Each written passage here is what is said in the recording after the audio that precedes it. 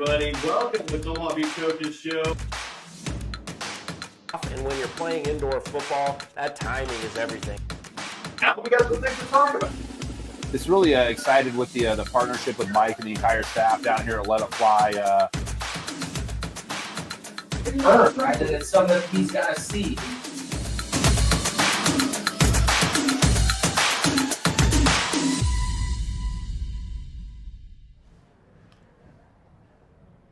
Good evening, everybody, and welcome to Let It Fly Sports Bar, downtown Omaha. We're back with you, Todd Walkenhorst, Jason Unger. It's the Omaha Beef Coaches Show. The Omaha Beef coach, Brandon Negrone, he'll be joining us later on in the broadcast. Yeah. It's hit or miss, these coaches shows. It's like we do one where we get a week off. I got a couple weeks off, got suspended for a week, whatever, but we're back here. Got to recap what happened a couple weeks ago. And we're now running to the stretch run of the season. 2 regular seasons left. Omaha Beef, if you're just joining us, haven't been paying attention, punch that playoff ticket. They are back in the playoffs once again, trying to make their 4th straight league championship game. And we're getting people waving at us and stuff here. Yeah, we're trying to make sure. Are we going? Are we on? Well, we'll just keep talking right Yeah, why here. not? Playoff ticket is punched. The opponent has also been determined. We will talk about that, but it all happened because Omaha defeated once again their rival, the Sioux City Bandits. 10 days ago, 9 days ago, whatever it's been. Yeah, it feels like a long time ago. Been a long time, but the first trip this season up to the Tyson Event Center, and I believe it's the 7th game in a row, Omaha victorious in that rivalry. One of the better games we've seen Omaha play this year. Definitely early on, they had everything going their way. Got out to a big lead. Sioux City, as they always do in that rivalry, stays around to the end. I shouldn't say they always do. Whichever team is behind always does. Right. Ends up being a close game, but Omaha comes out victorious. Your thoughts on the big victory in Sioux City? Yeah, I think one thing that we talked about, Todd, especially which was a good thing to see, was the quick start. I mean, 4 plays and a touchdown. Both of us, while we were watching from the sideline, said that's the best drive. Best opening drive we've seen from the Beef this season. 4 plays and a score. You get on top 7-0. You build a 17-0 lead and think, this one could get away from Sioux City, but start the bus. Right, exactly. But, they were able to get on the board a couple of times before half, and then we're just kind of able to hang around. But you really never got the sense that Omaha wasn't in control of that game, no matter what Sioux City was able to do in their comeback effort. They get the victory at the same time, based on the events of last weekend as well. Omaha is in the playoffs. They will be taking on the Colorado Spartans. Location of that game is still up for grabs. Those 2 teams meet in the last game of the season on May 31st. Winner of that game may be hosting, but Colorado has a game this week, and so does Omaha, so we'll see what happens. We will set that all down for you. When we come back, we're going to talk about, and the Sioux City game, have some highlights from that game, but what a big show we got for you this week. We're going to talk about the victory at Sioux City. We're going to look ahead to the Shreveport Rougarou. Yeah. Can you spell that? I had to, change my autocorrect to start recognizing that. Shreveport Rougarou. There's an X in there. There's a couple X's. You wouldn't, 2 X's that you may not expect to be in those certain spots. Yeah, you start typing 2 or 3 X's, and you don't know where you're going to end up on the internet. So you do exactly. that. Shreveport Rougarou come in, and then also we'll have the head coach, Brandon Negrone. We'll be talking about that. We'll be talking about the rest of the season. We'll be talking about the playoffs. And on top of that, as if that was not enough, we will be entering our 3rd Ring of Honor Hall of Fame class next weekend. Do you know who? We got 6 people that we're going to honor. We're going to announce them here tonight. Yeah. Ricky Burtz will be along later to talk about that as well.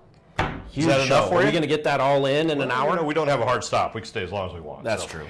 When we come back, we'll take a look at that game last week, 9 days ago, up in Sioux City, as a victory for Omaha as they moved to 6-1 on the 2025 season, remain in first place in the, I believe it's called the National Division. That's the left side of the map in the National Arena League. The American Division. American National. The former commissioner kind of ripped off Major League Baseball a little bit with those 2 divisions. I kind of heard something about that. Huh. How about that? Well, we should have done like American and Russian or something, right? Would that have been better for you? Probably not. That probably wouldn't have been better. No. So we'll stick with American International. We come Yeah. back, highlights of the victory against Sioux City. You're watching the Omaha Beef Coaches Show. We are at Let It Fly Sports Bar till 7 o'clock. Come on down if you're in the area. We're in downtown Omaha. Be right back here on the Omaha Beef Coaches Show.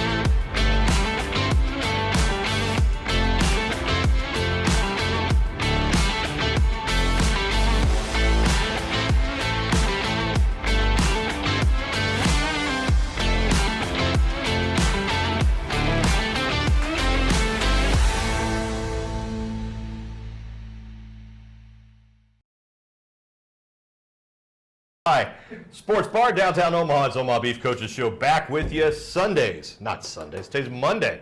Lose track all the days, they all get mixed up. Mondays when, you can't keep track of the schedule. It's Mondays when Omaha Beef have a game. Have a game. It's not every week. We've learned that this year. Dude, oh my we're goodness. 2.5 months into the season. You think we know? We'll figure it out. This week and next week. We'll be back here next week too, right? Yeah. There's a game Well, a few weeks in a if row. everything goes right, Well, you never know. we should have consecutive games on Saturdays for the next 4 weeks. Next Monday is Memorial Day. Is that correct? Yeah, it's Are we- Memorial we Day. doing that next week? We'll be here Memorial will Day. be here. Yeah, we'll be here. Yeah. Cool, time and a half. I'm looking forward to it. That's true. Yeah, That's I gotta true. like Yeah, that. that's a So good- we'll that's be a here good point. Memorial Day if you're looking for something to do. Omaha Beef Coaches Show next week, 6 to 7 o'clock, as we get ready for the season finale against the Colorado Spartans. Back to this, Omaha taking care of business. Sioux City, Iowa. Your first trip up to the Tyson Yeah. Event Center. Your Yeah. thoughts on the enemy territory? Well, you know what I like to say? What's that? You know, it's beautiful in Sioux City this time of Oh, year. it always is. I mean, it always is. So the ride there was great. The accommodations at the game, I mean, we had great seats. I mean, you can't get better seats than what we had. So, I mean, that was awesome. Right down there on the field. And, yeah, it was a fun experience. It was nice. You see, you can see the passion between the two teams. Oh, yeah. You see a lot of big plays, good athletes on both sides of the ball there. But Yeah. as we talked about, Omaha probably put together one of their better 4 quarters Yeah. of the season, and it showed with the victory at the end. We got some highlights. Should Yeah, we take let's a look at those? some highlights. Let's I'll do let it. you walk through those. Yeah, so we're going to start on defense, and we're going to start with an interception here. Jonathan Adams coming up to pick off this pass on a nice tipped pass. It was one of, I believe, 2 interceptions for the defense against Sioux City in that game, and Adams finds his way into the end zone there on the interception. So that was a nice play. We're going to stay on defense here, and we're going to have this. This was an interesting play. The pass gets tipped back to Wilson, Todd, and then he tries to throw it again. I mean, you can't do that. But you can't do that. You can't do that. You can't do that. So we had a flag on that play. This was a touchdown late in the game given to Prohaska, and Close enough. maybe close enough. I don't know. They reviewed it. I'm sure they got it right. You can see from this angle, I'm kind of. In fairness, whatever they call it, I guess it is pretty keep, close. but, It you is know, pretty close. Things go Sioux City's way up there. Yeah, that's We'll true. leave it It's a at home game, so you get a little home cooking. We're going to have a stop here by the interior of the Beef defense. Multiple guys in on that stop. Did a good job limiting Prohaska in that game. The league leader in rushing, I think, limited to 36 yards rushing in this contest. So the Beef defense doing a good job against him. Now we're going to have,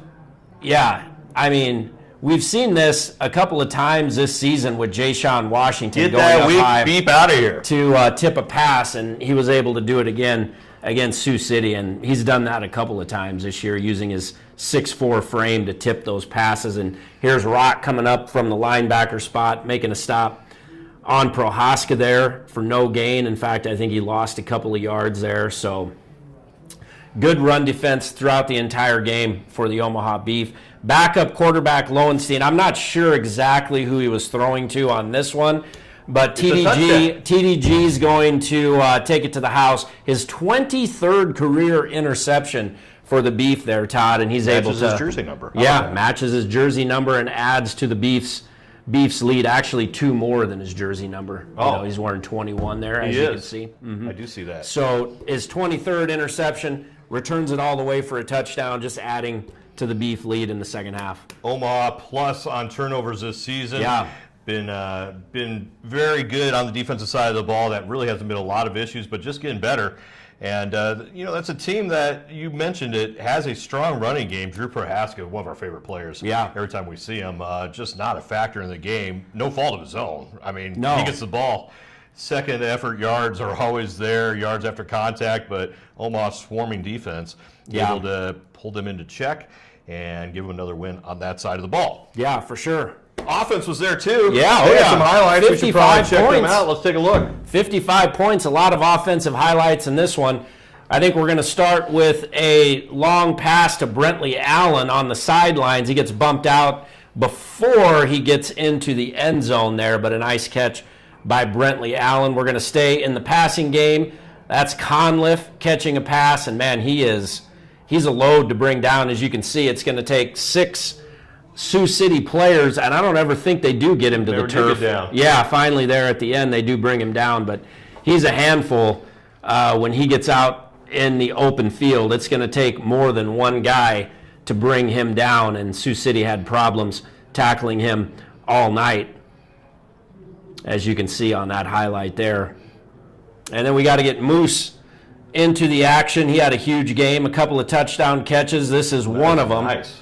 Yeah, kind of an errant throw, and Moose is able to make an adjustment and come up and catch that one over his opposite shoulder near the corner of the end zone there. So he made a couple of great catches in this game. 5 catches, 43 yards for Moose in this one. And we have to get this in. Kicker highlight. A kicker highlight. Are we serious? Extra point. Did what he's supposed to. Extra Great. point Next. right through the uprights. We got Champ here, Tobias Not even Taylor. a field goal. It's an extra point. Can we move on? Yeah, I mean, go for we're it. on to the next highlight here, Todd. This is Champ Taylor breaking a few tackles, taking it ahead for 5 yards. He had a big game. He was productive in the Beef running game. We're going to go back to the air here. This is, oh, man. That's a move. A couple of And a half. changes of direction there from Conliff, making the defensive back for Sioux City. Missed him once, and he's going to come back and miss him twice. So that's a touchdown for Conliff there. And I believe this is Moose's second touchdown. Actually, his first touchdown catch of the game in the first half here in the corner of the end zone. That was a great catch on a pass that was dangerously close to hitting the turf. So Moose catches a nice pass in the end zone. Again, 5 catches for him. So it was really an all-around solid offensive performance. I mean, when That you put was up 17 of the points. 55 And then they just kept doing it. Yeah, Rest of the game. 55 points. When you put up 55 points, you know you're doing something right offensively, and the Beef did. And they get bored with the highlights. They just stop it. They go, that's enough. That's enough. That's So, enough. victory for Omaha, 6-1. They are in the driver's seat. They control their own destiny. I think what's important, we'll talk to the head coach in the next segment. You know, you want to be playing your best ball at the end of the year, and Omaha looks like they've been, increasing their production, especially on the offensive side of the ball, and you'd be hard-pressed to say they're not playing their best ball right now. Yeah, I agree, especially offensively. 200 yards passing the last 2 games for Zoe Brown. He was kind of struggling a little bit. I mean, I think he would be the first one to admit it through the first couple of games of the season, but he's starting to find his rhythm in the passing game, and I think a lot of credit has to go to Coach Negron in drawing up plays and finding things that work. Right? Omaha's back at the Slaughterhouse this Saturday. That is Liberty First Arena in Ralston. Kickoff 6:35. They're playing the Shreveport Rougarou, who are coming off I got questions. I'll just put it that way. I don't even know what they're coming off of. Playing our friends, the Dallas Falcons. We just saw them. Mm-hmm. Omaha beat them, right? Yeah. I don't remember the score of that game. I didn't go. It was a lot to a little. Well, it's closer apparently, but Shreveport with the win. I got to figure out more about that. We'll find out more about that. But when we come back, we're going to have the head coach of the Omaha Beef. Who is it this week? Still Brandon Negron. He's going to be back in here when we come back. Quick timeout. We'll talk about the last game. We'll talk about the rest of the season, the playoff run forthcoming. Remember, Hall of Fame announcements coming up too. Towards the bottom of the hour, 6 new inductees into the 2025 class of the Omaha Beef Ring of Honor. Stick around. We'll be introducing them later on in the show. Appreciate you joining us live or on the internet. We will be at Let It Fly until 7 o'clock. If you're in the area, come on by. Jason Unger's over there. Todd Walkenor's over here, head coach, when we come back.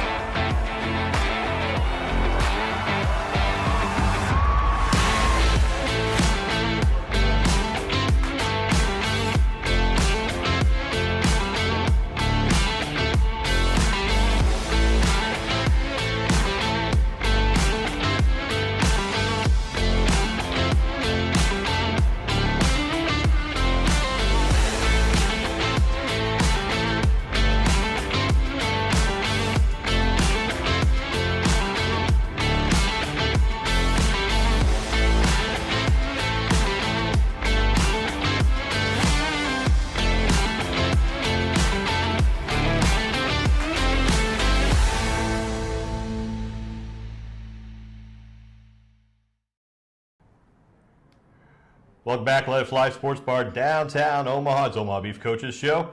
Speaking of, there's the Omaha Beef head coach. Ironic how that happens. We did find him. He came up. And Coach, I've been a couple of weeks, but you had some time to soak in that victory up in Sioux City and look ahead. Let's look back. I know, I'm sure you're looking forward, but a pretty good performance. I know there's always things to improve on, but you've got to like where the team's come in 3 or 4 weeks that you had them under your control. Absolutely. I think that was our most complete game of the season so far. And I'm really happy with that. Like you said, I'm looking forward, and there's always room to improve. You can always find things you can do better, but I think from start to finish, we played, the game I expected us to play when I came here. So. Yeah, for sure. One thing, 10 penalties. I know that's one thing that, probably you want to bring down as you move along, but before that, you guys really were one of the top teams as far as the least amount of penalties per game. So do you think it was just one of those nights, a couple of things maybe questionable here and there? Are you going to pay the fine? Well, I'll do it. No, look, I'm never going to, blame anything on officiating. Penalties are the penalties. It is what it is. It's how we respond to that and how, we play based on what happens. And, look, we had 10 penalties. Will I address it in practice? Absolutely. You don't want to give yards away. But, look, we're not at our home venue. You're always kind of a target when you're on the road. I'd love to see the statistic of road team penalties versus home team penalties. And it is what it is. If that's the one negative I take away from the game, but we won, I could live with it. Yeah. A lot of intangibles obviously going on that you don't see in the stat sheet. And you can't always put a thumb on it, right? It's like, obviously, it seems like the offense is running smoother. They're more comfortable with each other. They're progressing. They're more efficient. You can see that in the numbers. Yeah. You're getting to some production yard-wise that I think you're very happy with. Just talk about where that's at and how that fits into your system and where they're at when you measure them. So I set some goals for the team when I got here, and offensive efficiency was a big thing, right? So, I wanted to improve our overall efficiency by at least 50%. I wanted to create some balance, right? I wanted to pass and run almost the same amounts. We had 18 pass plays, 16 rushing plays. I mean, that's the type of offense that I want our fans to see, that I want our players to produce. Our yardage on the ground is going up progressively per game. And I think a lot of it, let's give credit where credit is due. Our leader, our quarterback, is doing what we expect of him. This is a guy that's won multiple championships, has been, an elite quarterback at multiple teams. I think Zoe just needed some time to get acclimated to what ultimately when I say we, him and I wanted to accomplish, and I think you're seeing that. I mean, I couldn't be happier. He was 12 of 18, 200 yards, 4 touchdowns. He's spreading the ball around. One of our key components of the game plan against Sioux City was to get Moose more involved. We did a great job of that. You guys already made mention of it. Dev Conliff is playing out his mind since he got here. I just think everything is clicking. And let's make sure, too, that we don't discount the work that Coach Gore is doing with our offensive line. It's his birthday, by the way. Happy birthday, Coach Gore. But our line is keeping Zoe upright. And when you keep an elite quarterback upright, we can do a lot of good things offensively. You talk about your other coaches. Sorry to interrupt. That's you. right. But one thing that is noticeable, and we don't get to say this too often, but in the last couple of weeks, but very noticeable this week, is that return game on special teams. I mean, the field position you're getting on kickoff returns, and then also on the other side, kickoff coverage. I mean, the starting field position is something that's an incredible number. I don't have the exact number, but it's a long field most of the time. People undervalue special teams, and I think that Coach Albino has been real intentional about what we want to accomplish on that, with that phase of the game. He's taking it personally that we haven't returned a kick for a touchdown, and I think he said over 2 years. I think he knows the days down to the minute. He says that in practice.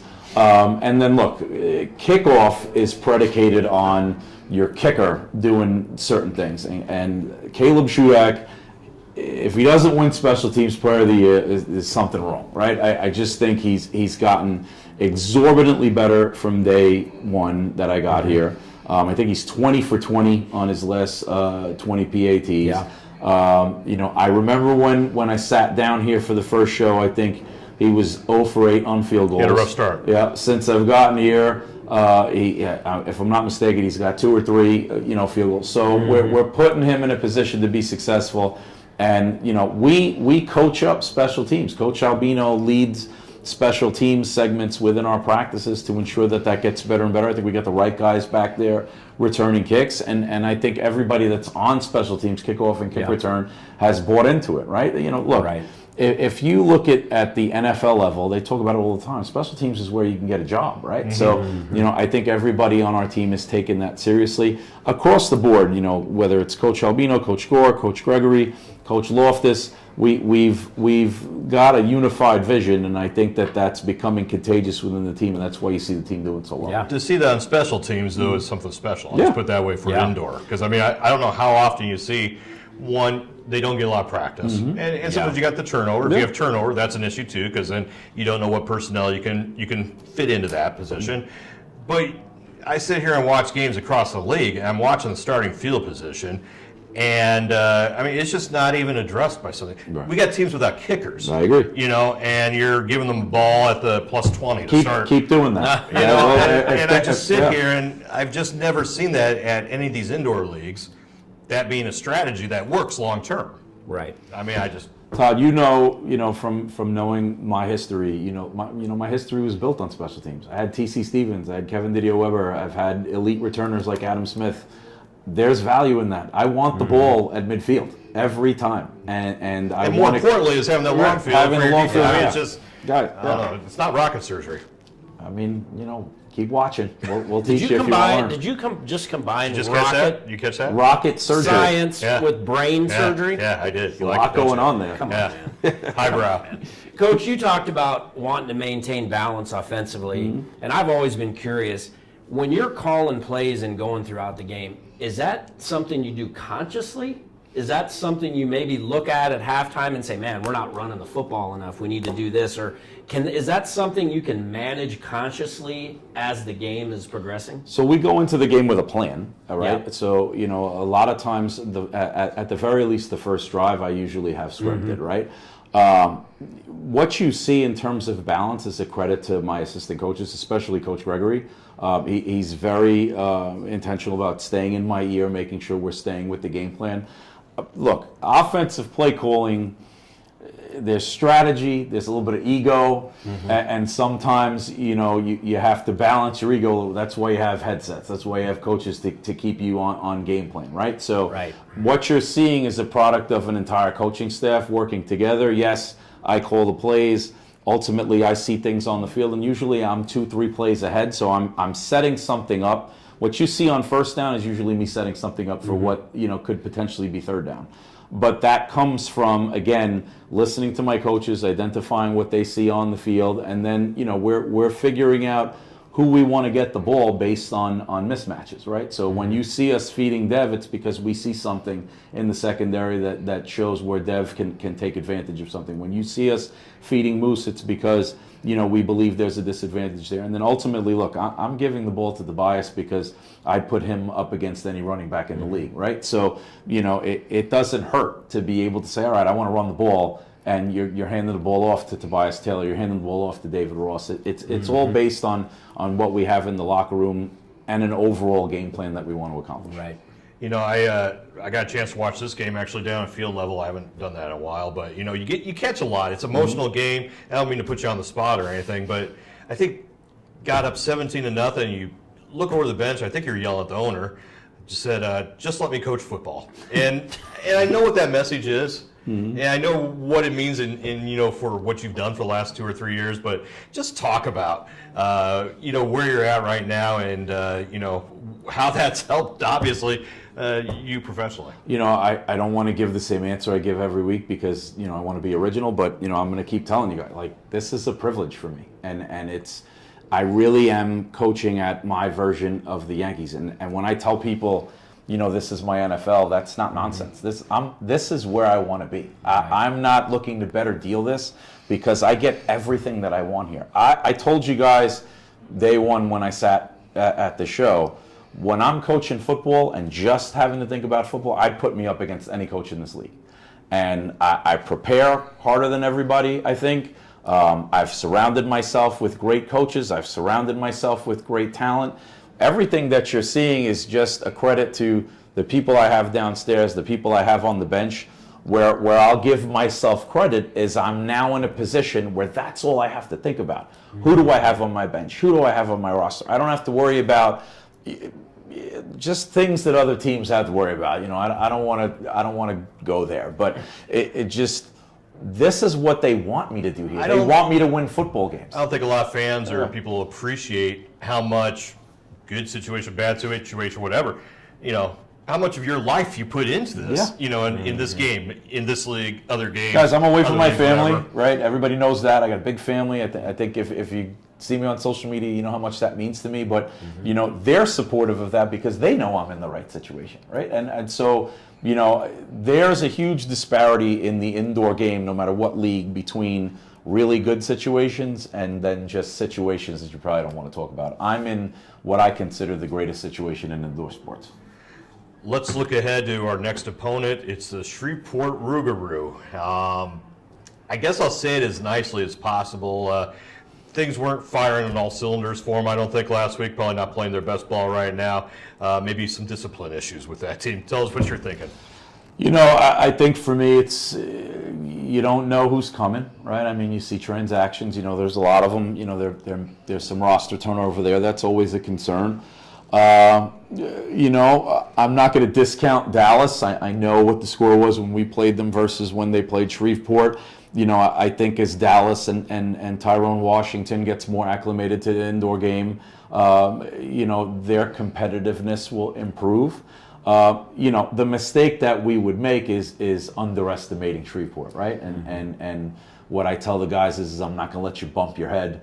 You know, and then we look up and we allowed a team to compete with us in our house that we shouldn't allow. Look, they're a football team, right? And the game of football and the gods of football are very fickle. We're going to treat this like any other game. I've been telling you guys it's playoffs since the day I got here. This is a playoff game, and they're in our way to our ultimate goal. So, you know, bring on Shreveport. I assume something you're looking at in that game, and I was going to say, kind of goes back to Sioux City. Something that I've seen you guys have been pretty good at is your discipline. I mean, you can obviously, you know, some things start going south a little bit in that Sioux City game. It's easy to lose control, you know, and let games like that get away from you. I mean, you might be seeing a situation where, again, discipline might be something on the other side of the ball this week that you probably got a little bit more. We're going to talk about that. I mean, we know that the Sioux City rivalry has always got the extra level of intensity because of the history between the two franchises. Again, we've got a lot to play for, so we're not going to make choices that could affect our future and the goals that we're trying to accomplish.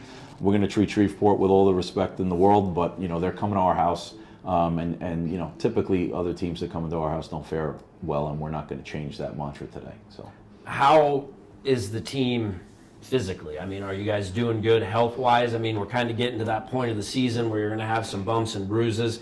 Coming off a bye week, I'm sure, helps a little bit to kind of heal those types of things. But how do you feel the team is health-wise going into this weekend? I think we're good. I think we're as healthy as I think we've been since I got here. Okay. You know, we've got a couple names on the injury report that I think you might see come off. You know, I'm not going to speculate, but, you know, maybe I gave you a little hint right there.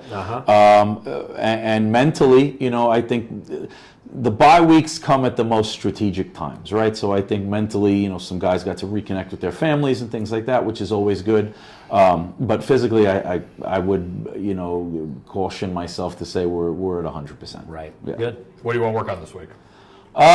Continued continuity, right? I want to continue to come together. I think, you know, winning a championship and doing it the way that I envision us doing it, there's some, you know, just internal, I don't want to use the word togetherness, get too emotional, all that stuff, but, you know, just again, we're building a camaraderie that I think is important for the long term.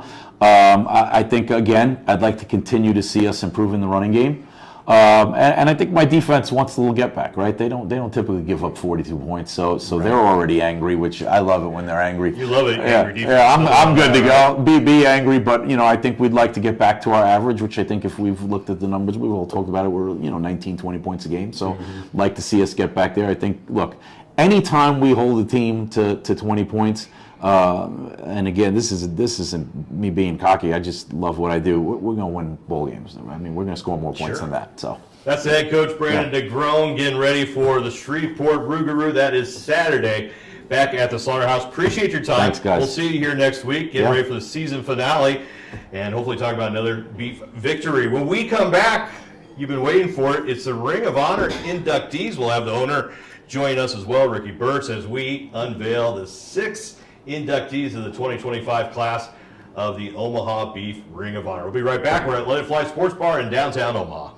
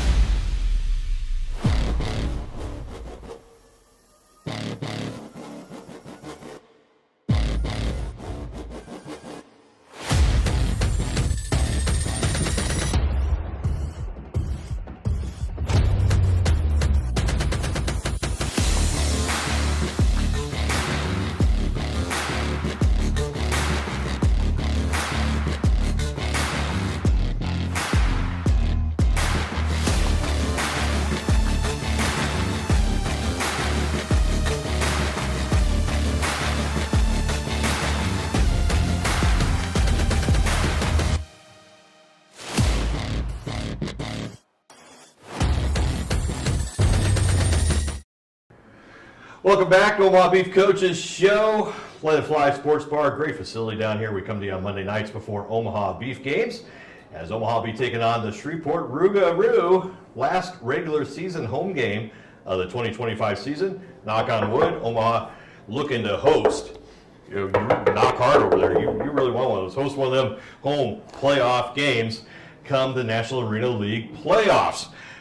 Not the head coach, the owner of the Omaha Beef is joining us, and something that we talked about when you first came here 6 or 7 years ago, however long it's been, time flies, was that we wanted to do the Ring of Honor, the Hall of Fame, whatever you want to call it, to honor so much great history as Omaha's in their 26th season of existence here. It's something that was put into place 2 seasons ago. This is year number 3 of it, and got an opportunity to bring in another class of 6 people, which we're going to unveil here shortly. Talk about what goes into that and how important that is for the team. Well, it's for all the success that we've had, we are where we are today, Todd, because of contributions made by people on the field, off the field. We've recognized those contributions in our previous 2 seasons, and the 3rd year is going to be no different as well. What goes on here in Omaha, what happens here in Omaha, I think is just very special. Our last home game, like Jason, was that your first road trip game you ever went on? Mm-hmm. And so, just speaking from a guy that's been calling our game for a number of years, and talking to fans oftentimes, I think our fans specifically, they think what happens in Omaha happens everywhere. Yeah, sure. And then whenever they actually go to a road trip, wherever that might be, it's really an eye-opening experience for them, is what it is. And so just what we have is just very unique. It's very special here, and it's really special because of really the contributions, hard work, dedication, passion, lots of other things by a lot of people. And I really think that it's with us in our Hall of Fame, it's paying a tribute or acknowledging the contributions of people that have done that. I mean, we've done it before in the past where, we have rump roasters, we have football players, we have coaches. We recognized the founding ownership group. We've recognized fans that have been fans of the organization since day number 1, and again, and I'd say the mix for this year, there are 6 people going in. I think ultimately the challenge is we could really have a class of 20 people, it feels like, every single year, and it's a lot of, we take feedback and suggestions from the fans, we get some from the media as well, and really it's a collaborative effort of a small circle of people. For full transparency, we talk with Todd, but Todd, Jeff, myself, we reach out, we talk to people, but it's not only the people that we think, but we get some incredible nominations as well, and it just continues to be what makes the Omaha Beef what it is. You talk about how many people you have that you could put into this thing, and you do try to keep it selective as well, but you got 26 years of history. It feels like the last couple of years and already this year, the end result isn't that you selected this class. You got a pretty good idea who's going to be up next year too, just based on where you're at with the picks. Absolutely. It's probably typically like any other Hall of Fame. I mean, you have people that are like on the cusp or the edge, but also too, there's always like one or two that really kind of seem to slip through the cracks a little bit. Like, gosh, how do we not think about this person? Or how do we, when you really sit down and you look at the stats, there's one guy that's going in. He's top 3 offensively for every offensive stat that we have, minus passing yards. And how that guy not get in early? But again, it's only our 3rd year is what it is. Right. And it's again, you don't want to make the class too large, but at the same time, there's a lot of work and effort that go into kind of making that decision. Well, let's not waste any more time. We'll start unveiling it, and you talk about that fan base. Of course, everybody knows the Rump Roasters. The first honoree, someone who I believe has been here since the beginning or pretty darn close, is Keith Tooker. Some people might know him as Peppy. Absolutely. Peppy was a member of the Rump Roasters for over a decade. Actually still works on our game day staff. Is at every public function that we have practically. The guy shows up early on game day to get set up as well. Just does so much for the organization that people don't recognize. And all of that as well, his mom is a contributing factor as well. She does quite a bit as well, from road trips, coordinating stuff. It's almost kind of like a family award, I guess you could say. She definitely takes care of the guys on the road trip, dropping off snacks. Love them to death, but they always show up. Jason, I'm a sucker for those Little Debbie oatmeal cream pies. They give me a box over for myself, you know what I mean? So it's probably 5,000 calories in that box alone, but definitely an individual that's deserving for sure. First living Rump Roaster to go in, right? Yes, Todd. Yes. That's special. Anyways, Jason, man, we got to get Kindle up here sometimes. You know what I mean? Better be alive. So, hey, the next one was one that was kind of close to me. If you've been around this team since the beginning or followed them, Omaha used to have a pretty good radio presence. The first voice of Omaha Beef, Jim Kelter. I know you probably don't know him as much, so I'll go ahead and talk about him. But when Omaha was on, I believe they were on KOZN, the Zone back in the early days, ESPN Radio, Jim Kelter calling those Sandy Buddha coach games for the first few years. And anybody that's been around Omaha for several years knows Jim.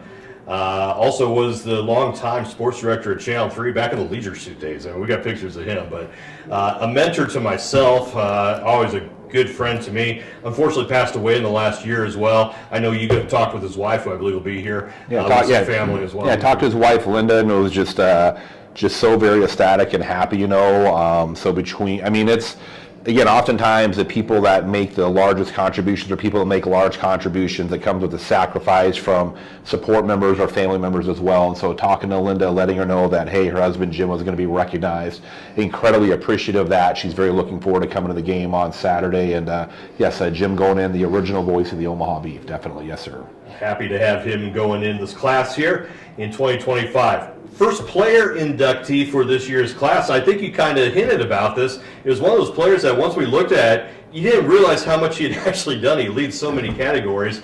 We're talking about Javon Bell, who was with the team between 2008 and 2010. Definitely, and I'd give Jeff Sprouse a lot of credit for that. Jeff is a numbers guy, probably one of the best math whizzes that I know. But whenever Jeff was really kind of breaking down his numbers in the office and going over everything, Javon he's in the top 3 of every offensive category we have. Again, minus passing yards. From receptions to receiving yards to touchdowns.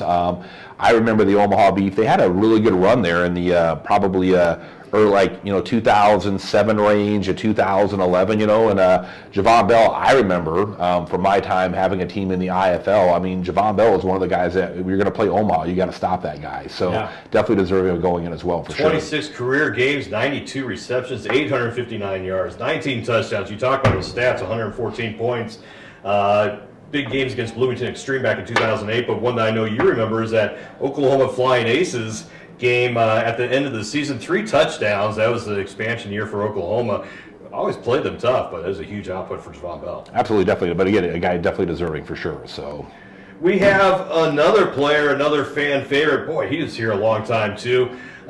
Receiver, defensive back, did it a little bit of everything. Alan Burrell, now head coach of the Millard North Mustangs, but was here from 2005, 2006, played again 2009, and then 11 through 12. Quite the career, and put up as many numbers as you'd expect during that time. one of the fastest guys I've seen, though, play the indoor game as well. Alan was an individual that was getting nominations the very first year we were looking at doing this, and part of the issue or problem is that really the Hall of Fame was something that should have been done a long time ago. You know, like we had like a log jam of kind of like kicking everything off, but definitely an individual again that is so deserving of it just from a number standpoint, but also too an individual that is now calls Omaha home, like you said, Todd, a high school football coach and everything else.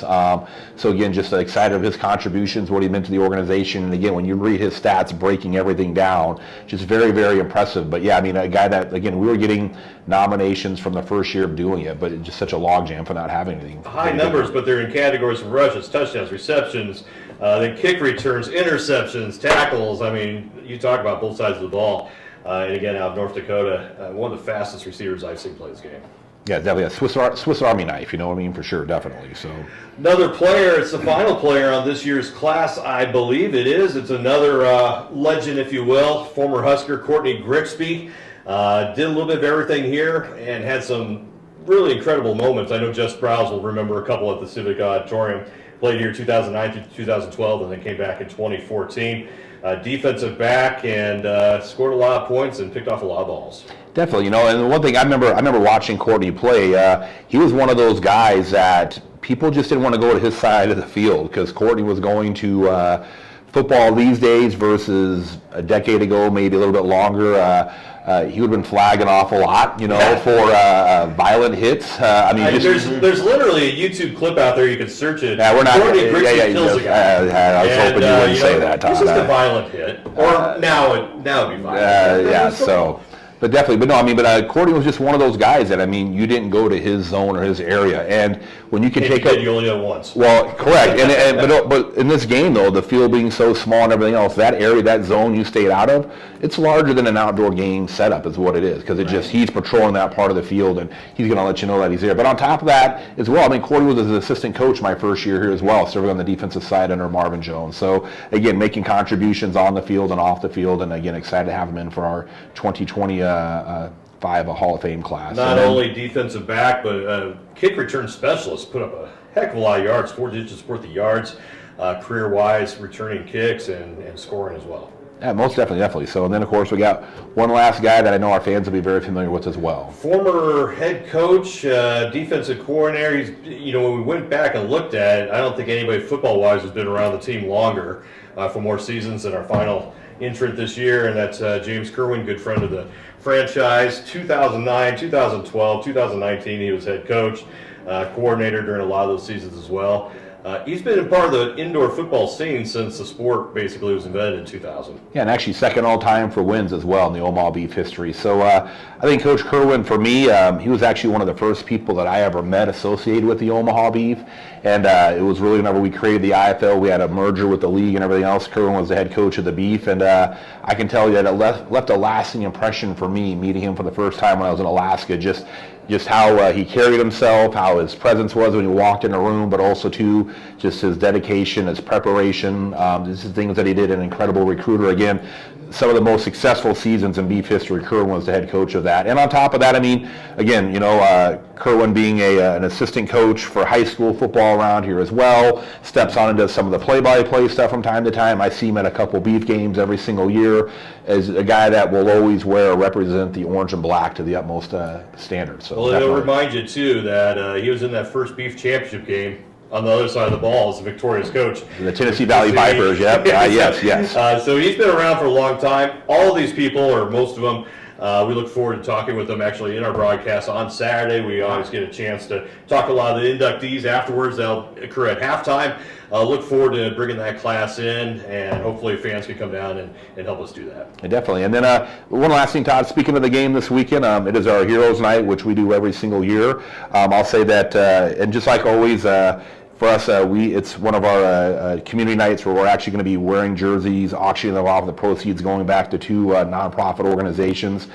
I'm actually really excited about this jersey theme. I always try to do stuff that's a little bit different outside of the box. Everything from an orange football field to other stuff that we do. Kind of hard to miss now, and it's not going away. But I'm really excited about this theme. I'll just say that this is, with it being our Heroes Night, this has a strong Heroes presence built around the basis of the design of this jersey, and I'll just say that Are you going to it's. share that with us? Or No, I'm gonna be. I'll let everybody wait to see it and Will stuff we like be able to that. read the names on the jerseys? That's my. You'll be able to read the names on the jersey. Very excited. That won't be a That'd problem. be good. But I'll say this though, on the heroes, between Marvel and everything else that they do, this team is built around what I would say are probably the most iconic superhero of all time. And I'll just leave it at that. So Okay. Wow. yeah. Kind of a big hint, I guess. I still don't know, but I mean, it's kind of subjective. I mean, a lot of people. Yeah? Like, Batman. Huh. You know. Hey, hold on, Tom, we're gonna put him on the spot. I know you're trying to get out of here. No. We go as long as we want. Give us your top three, Jason. Give us your top three. Your most iconic superheroes of all time. Give us your So top I'm three. gonna go Batman. I'm gonna go The Flash, underrated, and let's see, Hulk. Hulk. Incredible Hulk. I'm not doing it. You. Who are you raising money for this week? Your choice. He's wrong on all three, just so you know. Anyway, so I'm going to call him out. Actually, so who we're raising money for is Nebraska Warriors. They're a local 501c3 here that actually works with men and women that get out of the service. Similar to football, people develop bonds, a brotherhood, a relationship, a sense of belonging, part of a team, and whenever they are retired from the service, honorably discharged from the service, there are some voids in their life from a mental standpoint. They actually work on filling those voids. And the other one as well, which I think is a great one, it's the Veterans Homeless Food Pantry as well on top of that, based right here in Omaha. Actually in Ralston is where it's based out of. So those are the two organizations, and our game night partners being 88 Tactical and Fallen Giant Films are going to be there as well. It's going to be a great game. Very cool. We look forward to that. Hopefully everybody can join us. Look forward to bringing in the Ring of Honor. Thanks for letting me be a part of that as well. Look forward to bringing in the 2025 class. That is Saturday. Kickoff 6:35. Couple tickets still left. Come check us out in Ralston, Liberty First Arena. Final home game of the regular season, hopefully. Correct. For Omaha. So, want to check that out? We'll talk to you again next week. When we come back, we're going to finish up with our good friend DJ K-Dub as we close out the show from Let Fly Sports Bar. We'll be right back.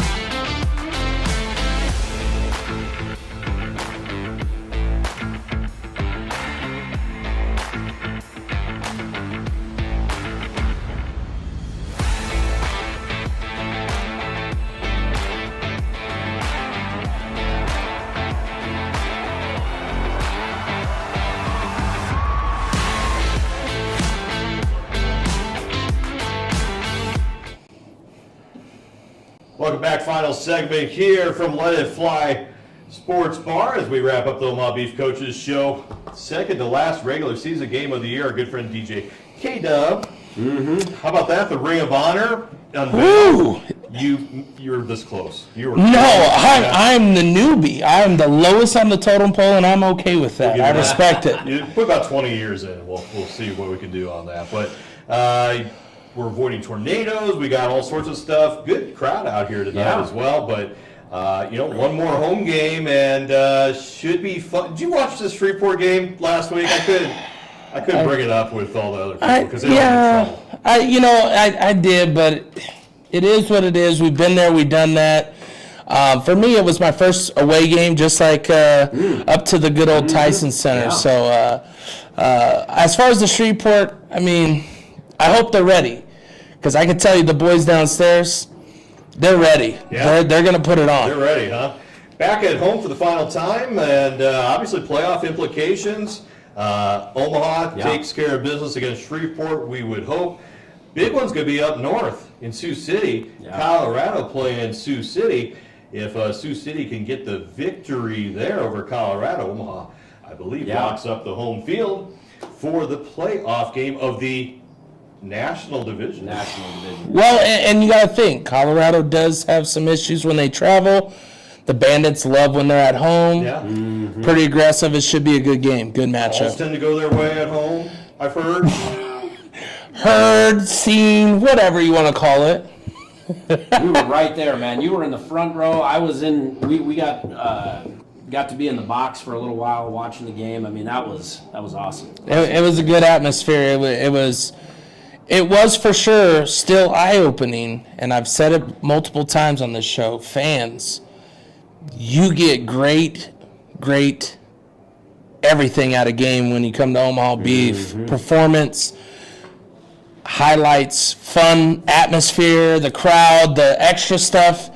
When you compare it to what we saw, I'm just saying, Well, I mean, just be good you're not on a little push cart. On the off chance that you, haven't been to a game at the Slaughterhouse and you're watching this, probably very few people that fall in the Bulls. But in that scenario, I mean, you talk about all the stuff that you see at these games. Yeah. I mean, what's Rolston Arena or whatever they call it now? I mean, only 12 rows deep. I mean, everybody is that close good to the seats field everywhere. action. Yeah, it's for sure the atmosphere that Ricky and the crew have obviously, they continue to do over and over. I try to put a headset on when I was the DJ this last time. I don't recommend that. It's a lot going on, so I give mad props. I gave props to DJ Next One when you and I talked. I mean, hats off to the crew there. They worked their tail off to make sure the show is there for you to see. You're kind of our on-field barometer. You're in touch with the fans, with the players and whatnot. Just give us a little temperature check on, where this team is right now compared to 6 weeks ago. Wait until you see this Saturday, because Teases from everybody. What's going on? There's some stuff going on. This team is starting to gel play by play by play, and we said it since the beginning.